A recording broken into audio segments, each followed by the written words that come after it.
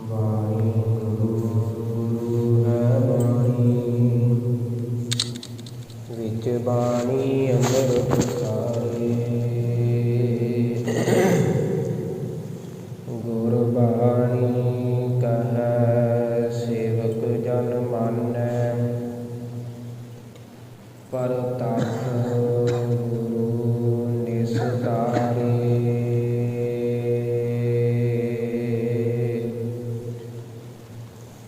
ਬਾਣੀ ਬਿਰਲੋ ਵਿਚਾਰਸੀ,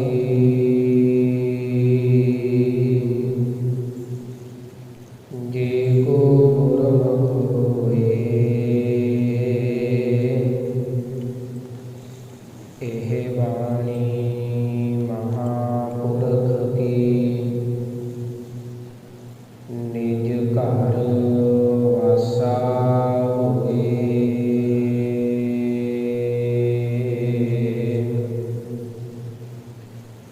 ਕਹਾਂ ਬੁੱਧ ਪ੍ਰਭ ਤੁਸ਼ ਹਮਾਰੀ, ਬਰਨ ਸਕੈ ਮਹਿਮਾ ਜੋ ਤਿਹਾਰੀ।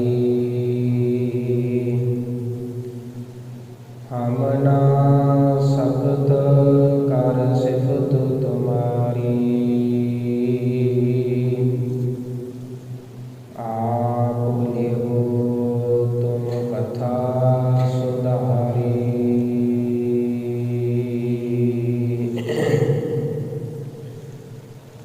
ਪਤਿਤ ਪਾਵਨ ਭਗਤ ਵਸ਼ਲ, ਕਿਰਪਾ ਨਿਧਾਨ। ਭਗਤੀ ਰਸ ਦੇ ਸਮੁੰਦਰ, ਜੁਗੋ ਜੁਗ ਅਟਲ। ਦਸਾਂ ਪਾਤਸ਼ਾਹੀਆਂ ਦੀ ਆਤਮਿਕ ਜੋਤ, ਧੰਨ ਧੰਨ ਸਾਹਿਬ ਸ੍ਰੀ ਗੁਰੂ ਗ੍ਰੰਥ ਸਾਹਿਬ ਜੀ ਦੀ ਪਾਵਨ ਤੇ ਪਵਿੱਤਰ ਗੋਦ ਦਾ ਨਿੱਘ ਮਾਨ ਰਹੇ। ਗੁਰੂ ਪਿਆਰ ਵਾਲਿਓ, ਸਭ ਤੋਂ ਪਹਿਲਾਂ ਰਸਨਾ ਪਵਿੱਤਰ ਕਰੀਏ। ਨਿਮਰਤਾ ਦੇ ਵਿੱਚ ਆ ਕੇ ਦੋਵੇਂ ਹੱਥ ਜੋੜ ਕੇ ਆਖੋ ਜੀ ਵਾਹਿਗੁਰੂ ਜੀ ਕਾ ਖਾਲਸਾ, ਵਾਹਿਗੁਰੂ ਜੀ ਕੀ ਫਤਿਹ। ਹਰ ਰੋਜ਼ ਦੀ ਤਰ੍ਹਾਂ ਅਸੀਂ ਪਾਵਨ ਪਵਿੱਤਰ ਲੜੀਵਾਰ ਸ਼ਬਦ ਵਿਚਾਰ ਦੇ ਨਾਲ ਜੁੜਨ ਦਾ ਯਤਨ ਕਰਦੇ ਹਾਂ। ਸੋ ਜਿੱਥੇ ਬੈਰਾੜੀ ਰਾਗ ਸਮਾਪਤ ਹੁੰਦਾ ਹੈ, ਉੱਥੇ ਨਾਲ ਹੀ ਤਿਲੰਗ ਰਾਗ ਦੀ ਆਰੰਭਤਾ ਹੁੰਦੀ ਹੈ। ਤੇ ਤਿਲੰਗ ਰਾਗ ਜਦੋਂ ਸਤਿਗੁਰੂ ਜੀ ਆਰੰਭ ਕਰਦੇ ਨੇ ਨਾ, ਤੇ ਉੱਤੇ ਮੰਗਲਾਚਰਨ ਦੇ ਰੂਪ ਦੇ ਵਿੱਚ ਮੂਲ ਮੰਤਰ ਦਾ ਸਵਰੂਪ ਵਰਤਦੇ ਨੇ। ਇੱਕ ਓੰਕਾਰ ਤੋਂ ਲੈ ਕੇ ਗੁਰਪ੍ਰਸਾਦ ਤੱਕ। ਇਹ ਜਿਹੜਾ ਮੂਲ ਮੰਤਰ ਹੈ ਨਾ, ਇੱਕ ਓੰਕਾਰ ਸਤਿਗੁਰ ਪ੍ਰਸਾਦ ਵੀ ਆਇਆ ਹੈ, ਇੱਕ ਓੰਕਾਰ ਗੁਰਪ੍ਰਸਾਦ ਵੀ ਆਇਆ ਹੈ, ਬਕਾਇਦਾ ਇੱਕ ਓੰਕਾਰ ਇਕੱਲਾ ਵੀ ਆਇਆ ਹੈ ਮੂਲ ਰੂਪ ਦੇ ਵਿੱਚ ਧੰਨ ਗੁਰੂ ਗ੍ਰੰਥ ਸਾਹਿਬ ਜੀ ਦੇ ਵਿੱਚ। ਇਹ ਜਦੋਂ ਸਾਰਿਆਂ ਦੀ ਗਿਣਤੀ ਕੀਤੀ ਜਾਂਦੀ ਹੈ ਨਾ, ਤੇ 527 ਵਾਰ ਇਹ ਸਾਰੇ ਸਰੂਪ ਆਏ ਨੇ। 527 ਵਾਰ ਧੰਨ ਗੁਰੂ ਗ੍ਰੰਥ ਸਾਹਿਬ ਜੀ ਦੇ ਵਿੱਚ, 524 ਵਾਰ ਕੁਝ ਵਿਦਵਾਨਾਂ ਨੇ ਲਿਖਿਆ ਹੈ। ਤੇ ਜਿਹੜਾ ਇਹਦਾ ਸੰਪੂਰਨ ਵੱਡਾ ਜਿਹੜਾ ਮੰਗਲਾਚਰਨ ਹੈ, ਇੱਕ ਓੰਕਾਰ ਤੋਂ ਲੈ ਕੇ ਗੁਰਪ੍ਰਸਾਦ ਤੱਕ, ਇਹ 33 ਵਾਰ ਆਇਆ ਧੰਨ ਗੁਰੂ ਗ੍ਰੰਥ ਸਾਹਿਬ ਜੀ ਦੇ ਵਿੱਚ। ਸੋ ਸਤਿਗੁਰੂ ਜੀ ਜਿੱਥੇ ਆਰੰਭਤਾ ਕਰਦੇ ਨੇ ਰਾਗ ਦੀ, ਆਓ ਸੁਰਤੀਆਂ ਇਕਾਗਰ ਕਰਕੇ ਅਸੀਂ ਅੱਜ ਵਿਚਾਰ ਦੇ ਨਾਲ ਜੁੜਨ ਦਾ ਯਤਨ ਕਰੀਏ। ਤੇ ਇਹ ਜਿਹੜਾ ਸ਼ਬਦ ਹੈ ਨਾ, ਜਗ ਅਰਧ ਗੁਰਤੋਂ ਪੇਸ਼ ਤੂ ਦਰ ਗੋਸ਼ ਗੁਣ ਕਰਤਾਰ, ਇਹ ਸਤਿਗੁਰੂ ਜੀ ਦੇ ਤਿਲੰਗ ਰਾਗ ਦਾ, ਧੰਨ ਗੁਰੂ ਨਾਨਕ ਪਾਤਸ਼ਾਹ ਜੀ ਦਾ ਪਹਿਲਾ ਸ਼ਬਦ ਹੈ। ਤੇ ਆਓ ਸੁਰਤੀਆਂ ਇਕਾਗਰ ਕਰਕੇ ਸਮਝਣ ਦਾ ਯਤਨ ਕਰੀਏ। ਪਹਿਲਾਂ ਸਤਿਗੁਰੂ ਜੀ ਮੂਲ ਮੰਤਰ ਦੇ ਵਿੱਚ ਕੀ ਸਮਝਾ ਰਹੇ ਨੇ ਜੀ।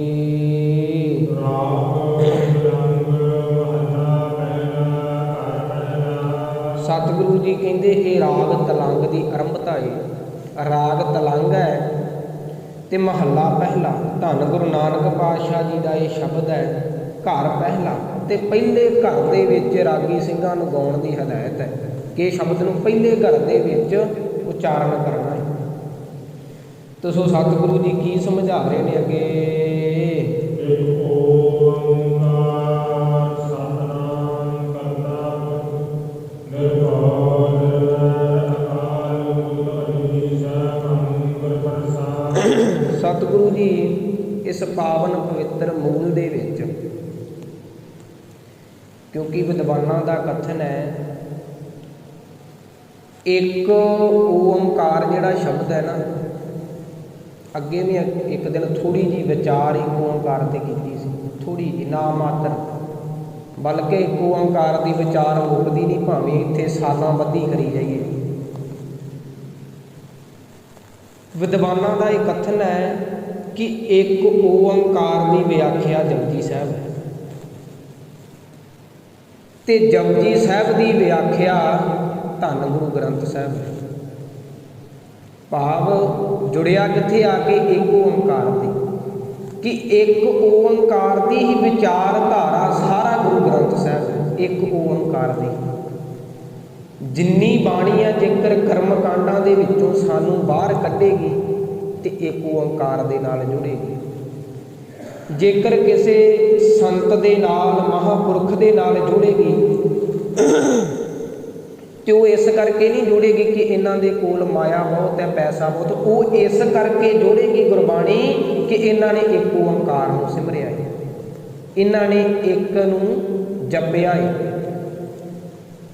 ਹੋਰ ਵੀ ਅਸੀਂ ਕਿਸੇ ਵੀ ਵਿਚਾਰਧਾਰਾ ਤੋਂ ਗੱਲ ਕਰ ਲਈਏ, ਅਖੀਰ ਗੱਲ ਇੱਕ ਓੰਕਾਰ 'ਤੇ ਆ ਕੇ ਨਿਬੜਨੀ ਹੈ। ਪੀਰ ਦਸਤਗੀਰ ਸਤਿਗੁਰੂ ਜੀ ਨੂੰ ਸਵਾਲ ਕਰਦਾ ਹੈ ਕਿ ਜੇਕਰ ਤੁਸੀਂ ਇੱਕ ਓੰਕਾਰ ਦੀ ਗੱਲ ਕਰਦੇ ਹੋ, ਤਿੰਨ ਸਵਾਲ ਕੀਤੇ ਹੋਣੇ ਕਿ ਇੱਕ ਓੰਕਾਰ ਦੀ ਗੱਲ ਕਰਦੇ ਹੋ ਹੈ, ਉਹਦਾ ਕੰਮ ਕੀ ਹੈ, ਉਹ ਕਿੱਥੇ ਰਹਿੰਦਾ ਏ, ਉਹ ਇਸ ਤਰ੍ਹਾਂ ਤਿੰਨ ਸਵਾਲ ਕੀਤੇ। ਧੰਨ ਗੁਰੂ ਨਾਨਕ ਪਾਤਸ਼ਾਹ ਜੀ ਨੇ ਸਾਰਿਆਂ ਦੇ ਉੱਤਰ ਦਿੱਤੇ।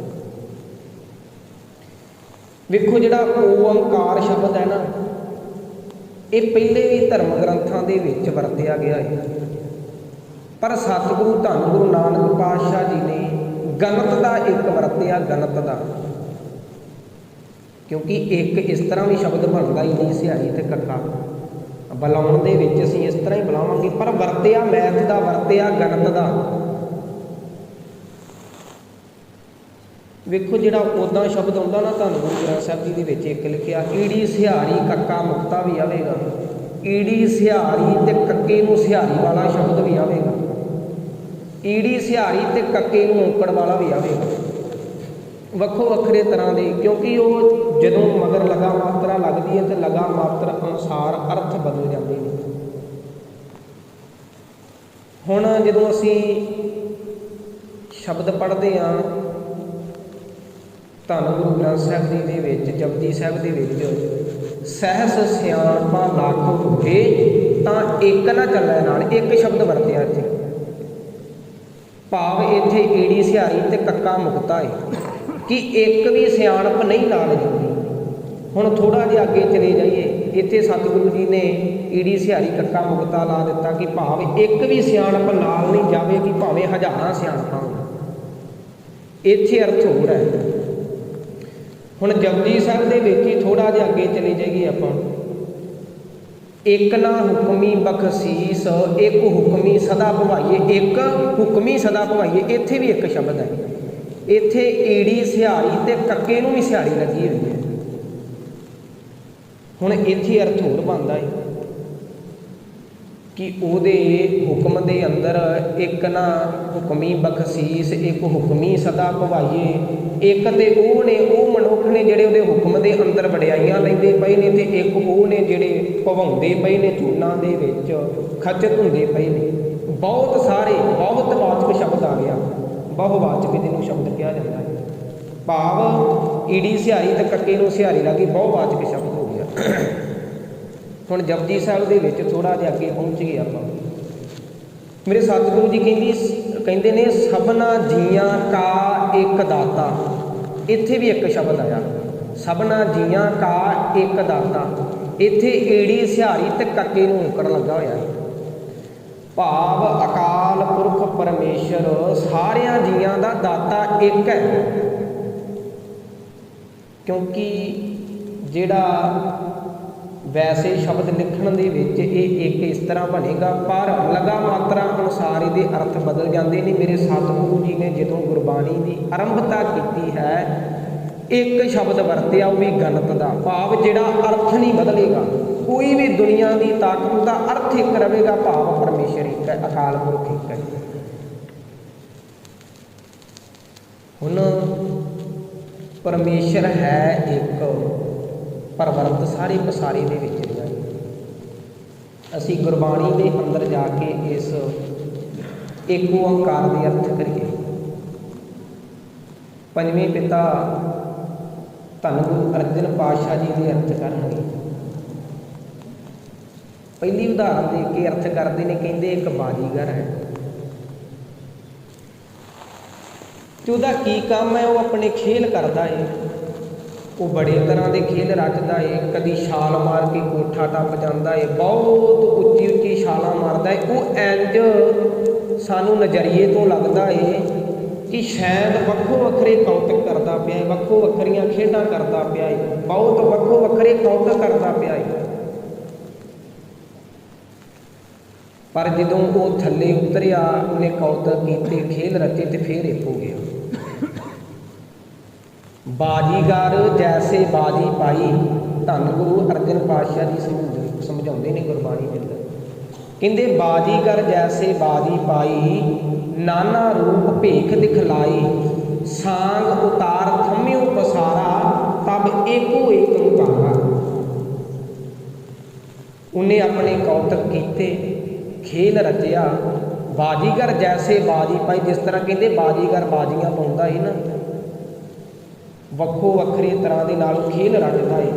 ਬਾਜੀਗਰ ਜੈਸੇ ਬਾਜੀ ਪਾਈ, ਨਾਨਾ ਰੂਪ ਭੇਖ ਦਿਖਲਾਈ। ਨਾਨਾ ਕਹਿੰਦੇ ਬਹੁਤ ਸਾਰੇ ਰੂਪ ਭੇਖ, ਉਹਨੇ ਬਹੁਤ ਸਾਰੇ ਤਰ੍ਹਾਂ ਦੇ ਕੌਤਕ ਕੀਤੇ। ਨਾਨਾ ਰੂਪ ਭੇਖ ਦਿਖਲਾਈ, ਸਾਂਗ ਉਤਾਰ ਥੰਮਿਓ ਪਸਾਰਾ। ਕਹਿੰਦੇ ਜਿਹੜੀ ਉਹਨੇ ਝੂਠਾ ਉਹ ਪਸਾਰਾ ਪਸਾਰਿਆ ਹੋਇਆ ਸੀ ਨਾ, ਉਹਨੇ ਫਿਰ ਜਦੋਂ ਉਹਨੂੰ ਥੰਮਿਆ, ਉਹਨੂੰ ਰੋਕਿਆ, ਸਾਂਗ ਉਤਾਰ ਥੰਮਿਓ ਪਸਾਰਾ, ਤਬ ਏਕੋ ਏਕ ਓੰਕਾਰਾ। ਜਿਹਨੂੰ ਉਹਨੇ ਖੇਲ ਦੀ ਸਮਾਪਤੀ ਕੀਤੀ, ਖੇਲ ਖਤਮ ਕੀਤਾ, ਤੇ ਉਹ ਫੇਰ ਇੱਕ ਹੋ ਗਿਆ। ਇੱਕ ਉਹ ਓੰਕਾਰ ਪਰਮੇਸ਼ਰ ਇਹ ਅਨੇਕਾਂ ਤਰ੍ਹਾਂ ਦੇ ਖੇਲ ਕੌਤਕ ਕਰਦਾ ਪਿਆ ਇਸ ਸੰਸਾਰ ਦੇ ਵਿੱਚ।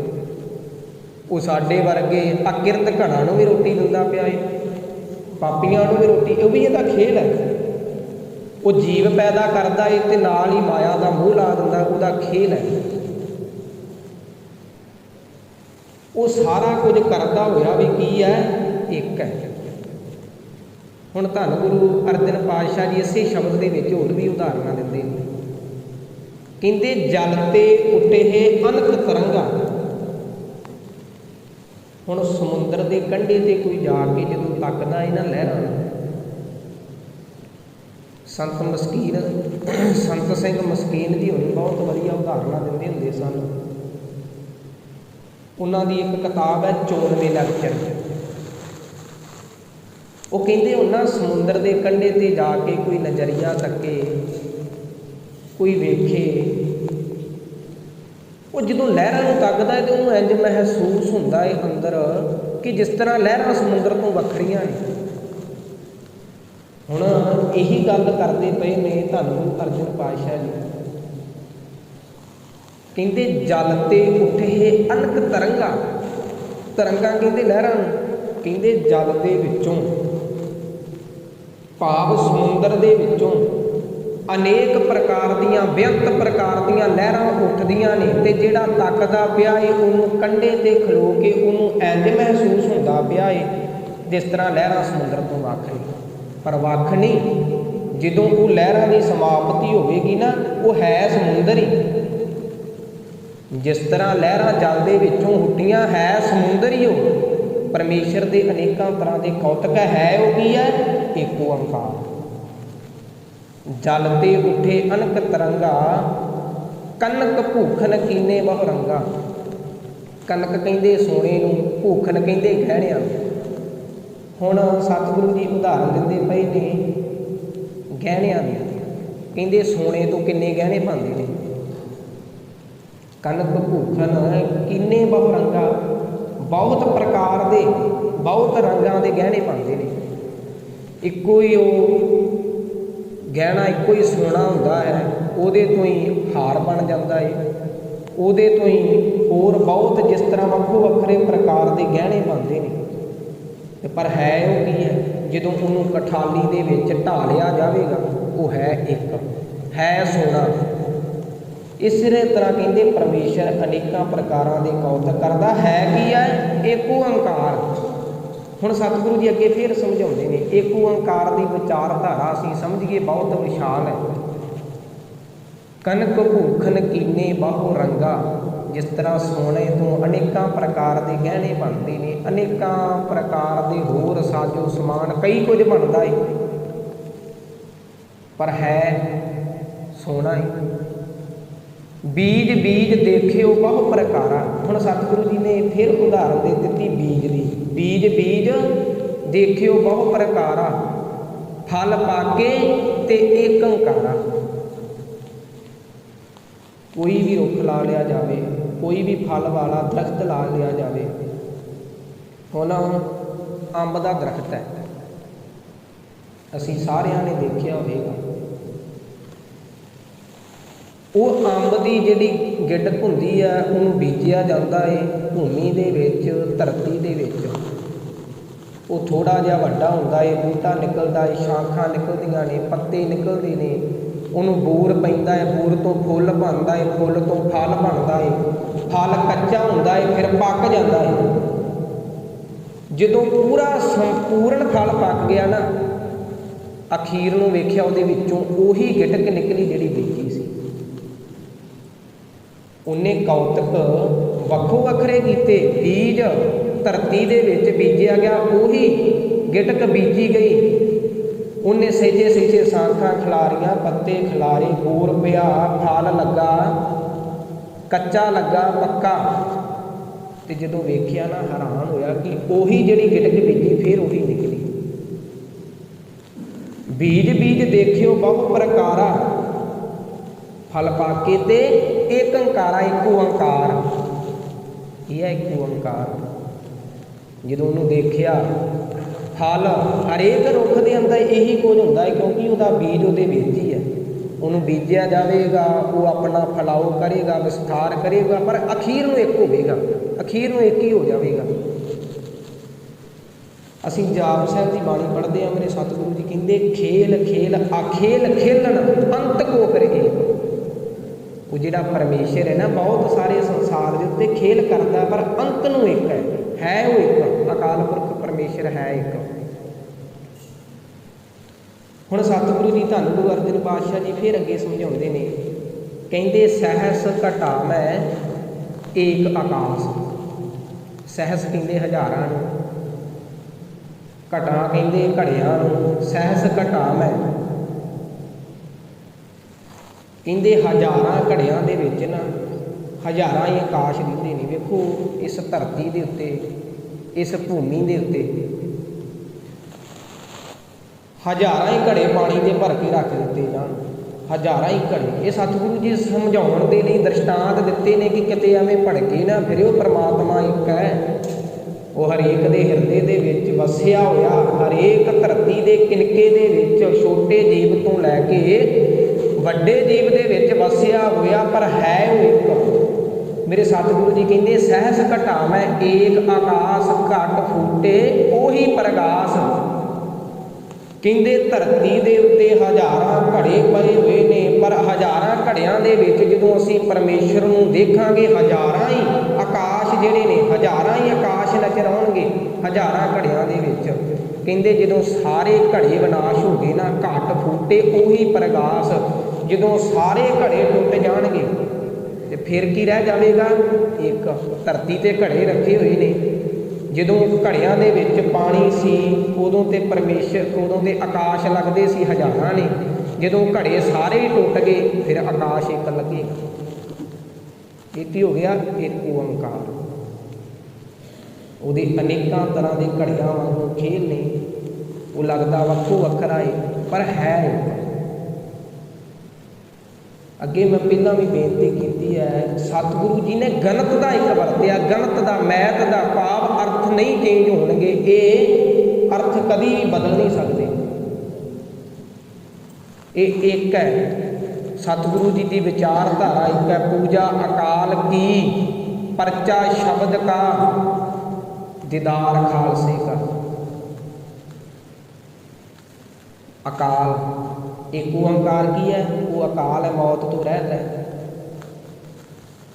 ਸਤਿਗੁਰੂ ਜੀ ਨੇ ਜੇਕਰ ਅਕਾਲ ਤਖਤ ਦਾ ਨਾਂ ਰੱਖਿਆ ਨਾ, ਉਹ ਵੀ ਅਕਾਲ ਤੇ ਰੱਖ ਦਿੱਤਾ।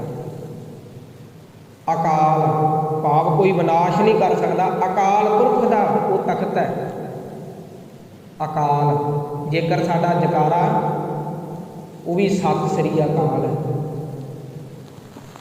ਸੋ ਮੇਰੇ ਸਤਿਗੁਰੂ ਜੀ ਜਿਹੜੀ ਇੱਕ ਓੰਕਾਰ ਦੀ ਗੱਲ ਕਰਦੇ ਨੇ ਨਾ, ਕਿ ਭਾਵ ਇਹਦੇ ਅਰਥ ਬਦਲੇ ਨਹੀਂ ਜਾ ਸਕਦੇ। ਉਹ ਪਰਮੇਸ਼ਰ ਇੱਕ ਹੈ, ਸਾਰੇ ਪਸਾਰੇ ਦੇ ਵਿੱਚ ਪਸਰਿਆ ਹੋਇਆ ਹੈ। ਹਿੰਦੂਆਂ ਦੇ ਵਿੱਚ ਨਾ ਓੰਕਾਰ ਵੀ ਸ਼ਬਦ ਵਰਤਿਆ ਜਾਂਦਾ ਹੈ, ਉਹਨਾਂ ਦੇ ਧਰਮ ਗ੍ਰੰਥਾਂ ਦੇ ਵਿੱਚ ਆਇਆ ਹੈ। ਉਹ ਇਹਦੇ ਅਰਥ ਓੰਕਾਰ ਦੇ ਜਿਹੜੇ ਮਾਇਆ ਦੇ 3 ਗੁਣ ਨਾ, ਰਜੋ ਗੁਣ, ਤਮੋ ਗੁਣ ਤੇ ਸਤੋ ਗੁਣ, ਉਹਨੂੰ ਲੈ ਕੇ ਕਰਦੇ ਨੇ। ਮੇਰੇ ਸਤਿਗੁਰੂ ਜੀ ਨੇ ਤੇ ਸੋਨੇ ਦੇ ਸੁਹਾਗਾ ਲਾ ਦਿੱਤਾ। ਜਦੋਂ ਇੱਕ ਅਗਲੇ ਬੰਨੇ ਗਣਤ ਦਾ ਲਾ ਦਿੱਤਾ ਨਾ, ਇਹ ਕੇਵਲ ਹੀ ਪੂਰੇ ਦੁਨੀਆ ਦੇ ਵਿੱਚ, ਸੰਸਾਰ ਦੇ ਵਿੱਚ, ਜਦੋਂ ਧੰਨ ਗੁਰੂ ਨਾਨਕ ਪਾਤਸ਼ਾਹ ਜੀ ਦਾ ਧਰਤੀ ਤੇ ਆਗਮਨ ਹੋਇਆ, ਉਹਨਾਂ ਨੇ ਕੇਵਲ ਇਹ ਸ਼ਬਦ ਵਰਤਿਆ, ਇੱਕ ਓੰਕਾਰ। ਹੋਰ ਕਿਸੇ ਧਰਮ ਗ੍ਰੰਥ ਦੇ ਵਿੱਚ ਇਹ ਸ਼ਬਦ ਨਹੀਂ ਵੇਖਣ ਨੂੰ ਮਿਲਦਾ।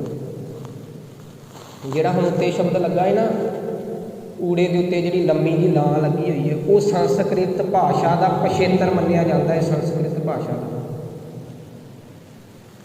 ਸੋ ਜਿਹੜਾ ਇੱਕ ਓੰਕਾਰ ਹੈ ਨਾ, ਹੁਣ ਸਤਿਗੁਰੂ ਜੀ ਅਗਲੇ ਬੰਨੇ ਇੱਕ ਓੰਕਾਰ ਦੇ ਜਿਹੜੇ